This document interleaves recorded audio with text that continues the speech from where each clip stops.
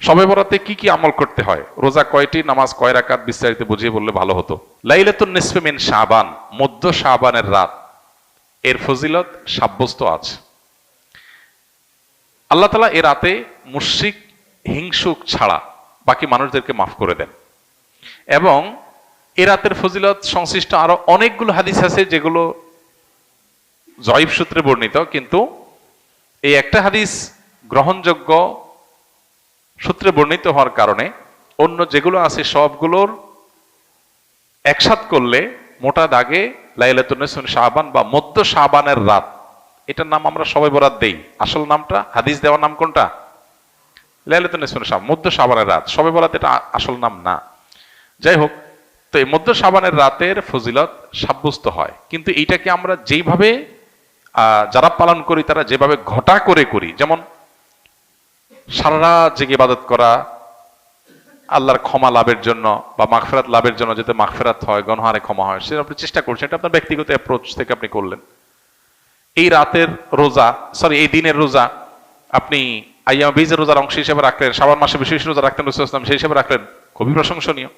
কিন্তু আলাদা করে শবে বরাতকে কেন্দ্র করে এই দিনের রোজা রাখার বিশেষ কোনো নির্দেশনা বিশুদ্ধ হাদিস দ্বারা সাব্যস্ত নয়। এর বাইরে এ রাতকে শবে বরাত ভাগ্যের রাত মনে করা। বরাত মানে ভাগ্য, আর বরাতের আরেকটা অর্থ হলো মুক্তি। মুক্তির অর্থে ঠিক আছে শবে বরাত, আল্লাহ মানুষকে মুক্ত করেন, কিন্তু ভাগ্যের অর্থে ঠিক নাই। সূরা দুখানের শুরুতে আল্লাহ বলেছেন, ফিহা ইউফরাকু কুল্লু আমরিন হাকিম ইন্না আনজালনাহু ফি লাইলাতিন মুবারাকাহ ইন্না কুন্না মুনজিরিন। আল্লাহ বলেছেন কোরআন আমি একটি বরকতময় রাতে নাজিল করেছি। কোন রাত সেটা? ওই যে ইন্না আনজালনাহু ফি লাইলাতিল কদর। আরেক জায়গায় আল্লাহ বলেছেন, কোরআন এক আয়াত আরেক আয়াতের ব্যাখ্যা করে আল্লাহ বলেছেন ফিহা ইউফরাকু কুল্লু আমরিন হাকিম, যে রাতে কোরআন নাজিল হয়েছে সে রাতে গুরুত্বপূর্ণ সব বিষয় ধার্য করা হয়। তার মানে লাইলাতুল কদরে গুরুত্বপূর্ণ বিষয়গুলো ধার্য করা হয়। অতএব শবে রাতে ভাগ্য নির্ধারণ করা হয়, এটি বিশুদ্ধ মত না। তবে এ রাতের বিশেষ কোন নামাজ, বিশেষ নামাজের সংখ্যা, বিশেষ সূরা, এরকম কোনো কিছু সাব্যস্ত নাই। এরকম কিছু সাব্যস্ত আছে মনে করলে বরং বিদআত হবে, যে এত রাকাত পড়তে হবে, এই সূরা দিয়ে পড়তে হবে। আল্লাহর মাগফিরাত লাভের জন্য আপনি যদি চেষ্টা করেন সেটা প্রশংসনীয়, সেটা ভিন্ন বিষয়। প্রত্যেক রাতেই তো আপনি আল্লাহর মাগফিরাতের জন্য চেষ্টা করা কর্তব্য বা করা উচিত। আল্লাহ তাআলা প্রতি রাতেই ভোর রাতে মানুষকে ডেকে ডেকে ক্ষমার আহ্বান করেন। এই জন্য শবে বরাতকে ঘিরে রাতের বিশেষ নামাজ, বিশেষ পদ্ধতির নামাজ নাই। তবে এ রাতে ক্ষমার বিষয়টা সুসাব্যস্ত, ক্ষমা লাভের চেষ্টা করা এটা গ্রহণযোগ্য। আয়োজন করা হয় কোরআন সুন্নাহর আলোকে, এগুলো ঠিক কিনা জানালে উপকৃত হব। ভাইরা আমার, লাইলাতুন নিসফি মিন শাবান, যেটাকে আমরা শবে বরাত বলি, এই লাইলাতুন নিসফি মিন শাবানে আল্লাহ তাআলা হিংসুক এবং মুশরিক ছাড়া বাকি মানুষদেরকে, বাকি মুসলমানদেরকে আল্লাহ তাআলা সাধারণ ক্ষমা ঘোষণা করেন মর্মে একটা হাদিস আছে।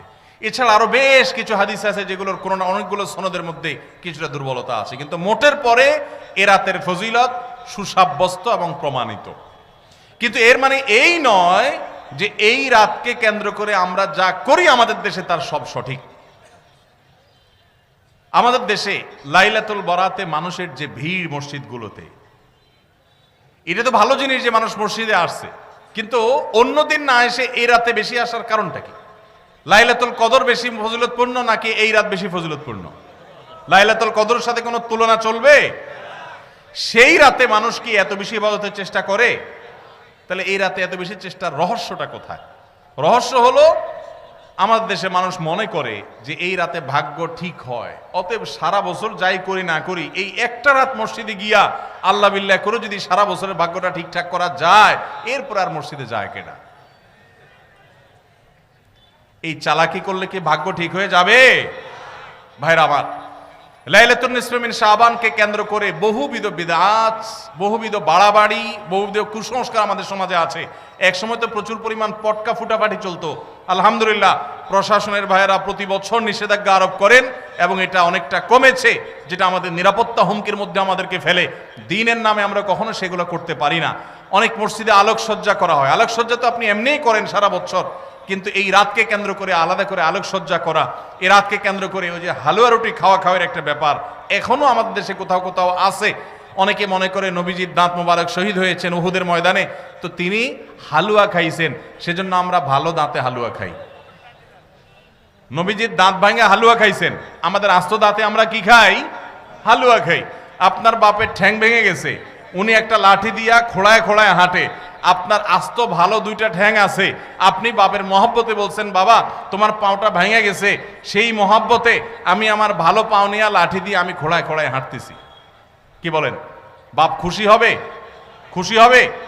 বলবে এটা তো বেয়াদবি, তামাশা করতেছো আমার সাথে, আমার ভেঙাইতেছো।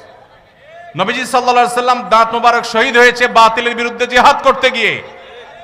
আপনি বাতিলের সাথে আঁতাত করবেন আর হালুয়া খায়া নবীজির সুন্নাত আদায় করবেন, এর চেয়ে বড় হাস্যকর জিনিস আর হতে পারে না। অতএব সব ধরনের বাড়াবাড়ি কুসংস্কার আমাদের বন্ধ করতে হবে। এমনকি এই রাত উপলক্ষে মসজিদে দোয়া দুরুদের জন্য সমবেত হওয়া